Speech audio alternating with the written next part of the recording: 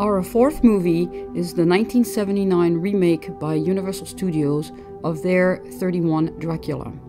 The character of Dracula is played by the ever-so-dashing Frank Langella, who also played Dracula on Broadway before the making of the movie, just like Bela Lugosi. Count Dracula!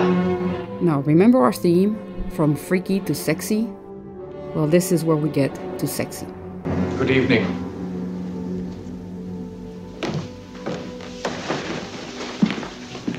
Sure.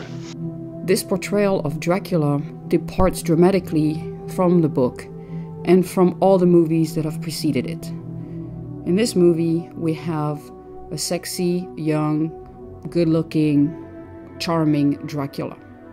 We do not have a monster, we do not have a freak. Since this is a remake, let's compare the two movies. So first of all, the outfit. It's very interesting that this modern Dracula borrows a lot from the outfit of the 31 Dracula. Same suit, same white shirt, the high collar, the cape, same style, same elegance. Miss Van Helsing. Another point of comparison is the use of the hand gestures. Now, it's not exactly the same as in the 31 movie, because if you remember, in the 31 movie, we said that Bela Lugosi borrowed a lot from the Max Schreck character. How well you phrase it. In this case, it's a little bit different, but yet he uses his hands to mesmerize women, to get his will made. No, I'm all right. I'm all right. I'm just dizzy. When I will you to do a thing, it shall be done. Here in Ruby. From now on, you have no will. No will of her own, either. When you awake, you will remember nothing.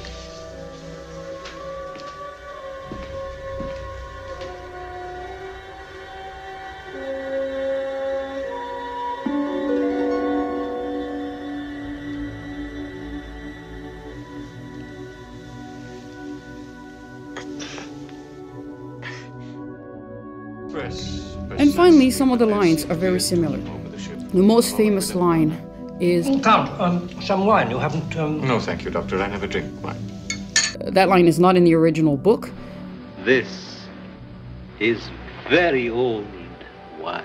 Bela Lugosi added it to the script in the 31 movie, and interestingly enough, Frank Langella borrowed it also in this movie. Aren't you drinking? I never drink.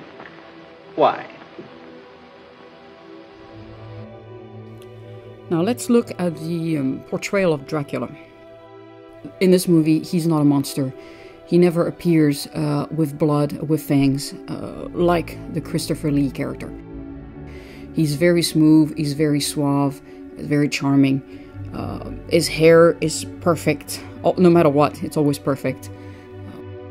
Actually, he could appear as the perfect son-in-law. He's seldom associated with the wild animal, except when he bites for survival, like at the beginning of the movie when he's shipwrecked, or when he attacks man, and there he turns into a bat.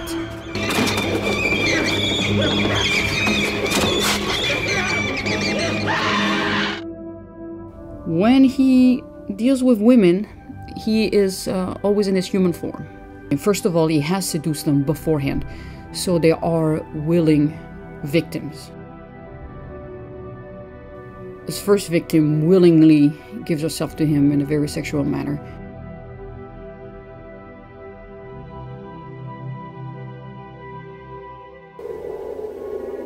Now it is you, my best beloved one. You will be flesh of my flesh, blood of my blood. The second victim, even more so, she falls in love with him and he falls in love with her.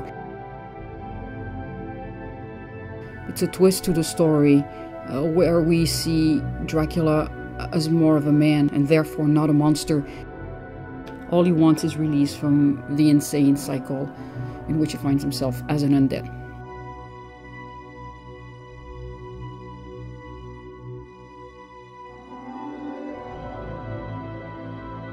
The last bite scene is actually more of a sexual scene than anything else. They make love.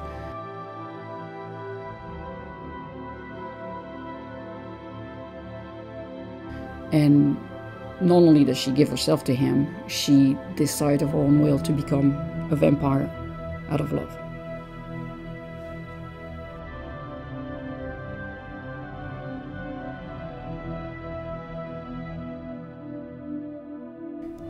There is a sense in which this Dracula takes us to a next level of portrayal. No other movie will be able to portray Dracula as simply a beast, as a monster. There's always going to have to be a sexual aspect to it.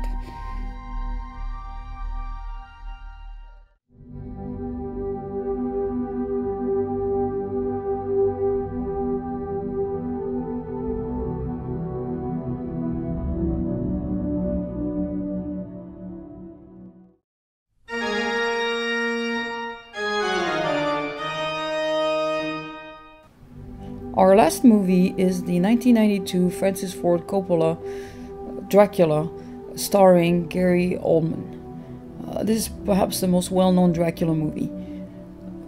The genius of this movie is the split portrayal of Dracula between the old man at Dracula Castle and the younger, good-looking, attractive Dracula when he comes to London.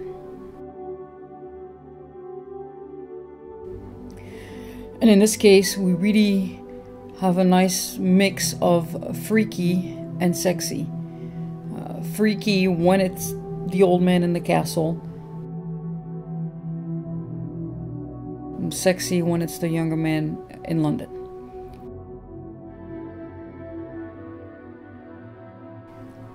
Now, the portrayal of Dracula as the old man is close to the book. He is very ugly, pale, white hair, very long fingernails, bony hands, hairy palms. He is a monster. Like the Bela Lugosi movie, he's accompanied by female vampires that he uses to do his will. What's nice to see is the usage of the shadows, just like in the Murnau movie. We always see the old Dracula and his shadow. And sometimes you just see the shadow and not the old Dracula.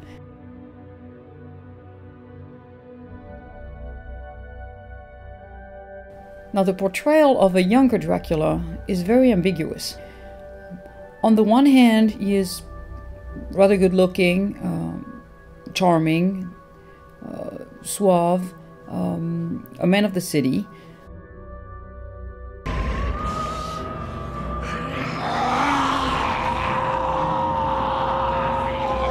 But he's also associated with the wild beasts. He's portrayed as a wolf, as a wild dog, especially when he is bloodthirsty. He's also associated with the bat, rats, all the images that we have of the vampire, of the monster.